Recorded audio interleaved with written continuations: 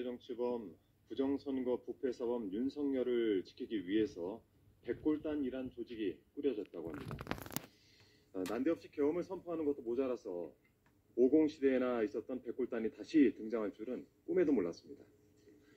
백골단이 어떤 조직입니까?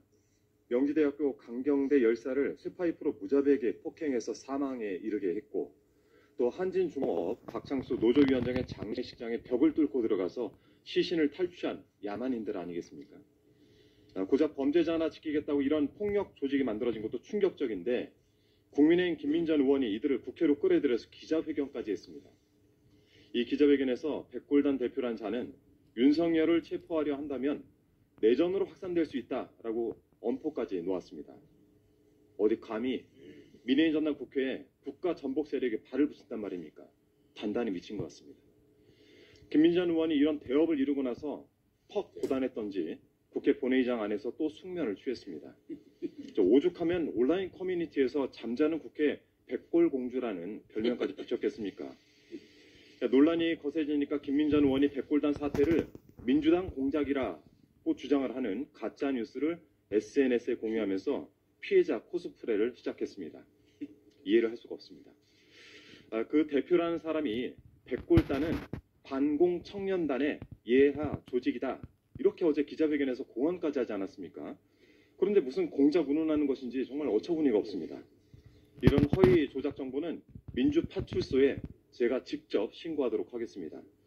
국민 여러분께서도 특히 백골단 관련 가짜 뉴스는 꼭 신고를 해주시고, 김민전 의원과 이 가짜 뉴스는 당 차원에서 매우 강력한 조치를 취하겠습니다. 백골단 여러분께 한 말씀 드리겠습니다. 폭력 행위 등 처벌에 관한 법률 제4조에 따라서 폭력을 목적으로 하는 단체 등을 구성하거나 가입, 활동할 경우 수괴는 최고 사형, 간부는 최고 무기징역, 그 외 사람은 2년 이상의 징역에 처하게 됩니다. 또한 형법 제114조에도 범죄단체 조직에 대한 처벌 근거가 마련되어 있습니다.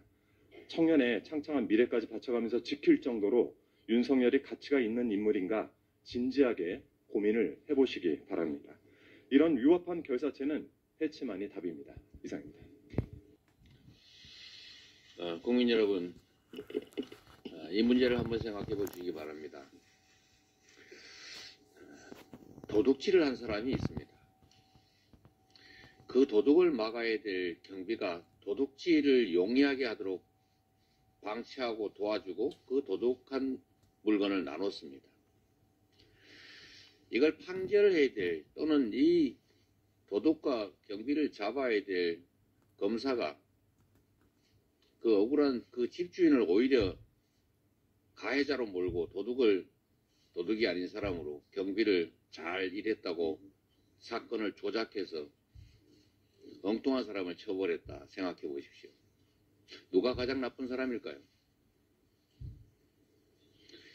지금 박정훈 대령 사건이 그렇습니다.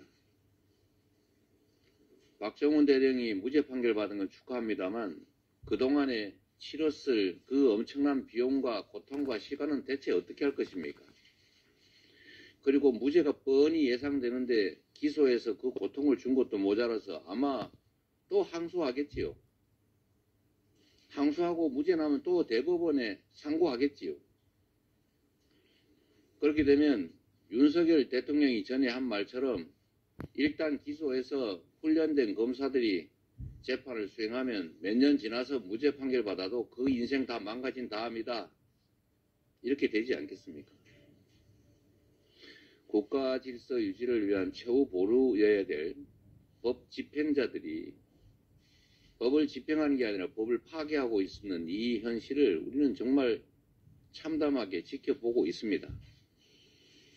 결코 용서해서는 안 됩니다. 가장 나쁜 자들입니다. 정의를 파괴하고 법 질서를 파괴하고 공정을 파괴하고 상식을 파괴했습니다. 앞으로 이런 행위에 대해서는 엄정하게 책임을 물어야 됩니다. 박정훈 대령 기소한 그 군 검찰들부터 철저하게 조사해서 엄정하게 처벌해야 된다는 말씀을 한번 드리면서, 그 진상은 여전히 미궁속입니다.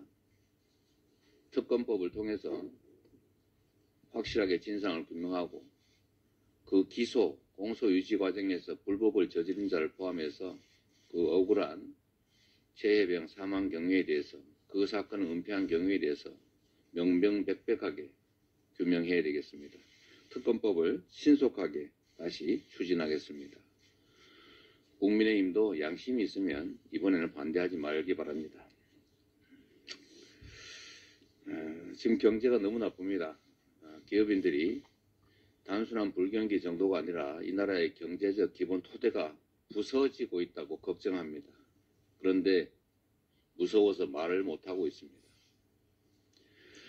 나라가 잘 살기 위해서는 경제가 발전해야 되고, 경제가 발전하기 위해서는 기업들이 자유롭고 자유롭게 창의력을 발휘해야 됩니다. 그런데 기업들을 억압하고 기본적인 물적 토대를 제공하지도 않고 기업들의 활동을 제약만 가하는 이런 엉터리 정부 때문에 경제가 완전히 망가지고 있습니다. 경제 회생을 위한 지금의 임시 조치라도 신속하게 시행해야 됩니다. 그 중에 첫 번째가 바로 신속한 추경입니다. 잠재 성장률에도 미치지 못하는 예산을 편성하면서 어디서 이상한 균형 재정 얘기만 줄줄 외다가 결국은 최소한의 재정도 확보하지 못했던 것입니다.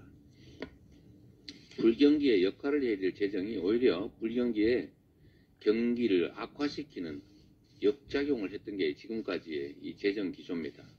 신속하게 확장 재정으로 전환하고 추경을 신속하게 편성해야 되겠습니다. 최근에 호흡기 감염병이 심각해지고 있습니다. 지금 12월 한 달 만에 의심 환자가 10배 늘었다고 합니다. 그리고 바이러스가 3종류가 동시에 유행 중이라고 하기 때문에 앞으로 상황이 더 위험해질 것 같습니다. 그런데다가 추위, 또 탄핵 집회 이런 것들조차도 위험성을 가중시키고 있습니다. 특히 심각한 문제는 지금 의료 대란 중이라는 사실입니다. 의료 대란에 대해서 이제는 또 근본적인 대책을 다시 한번 점검해야 될 때가 된 것 같습니다. 민주당도 힘을 합치도록 하겠습니다. 국민 여러분께서 건강관리 잘 하시기를 바랍니다. 회의를 마치겠습니다.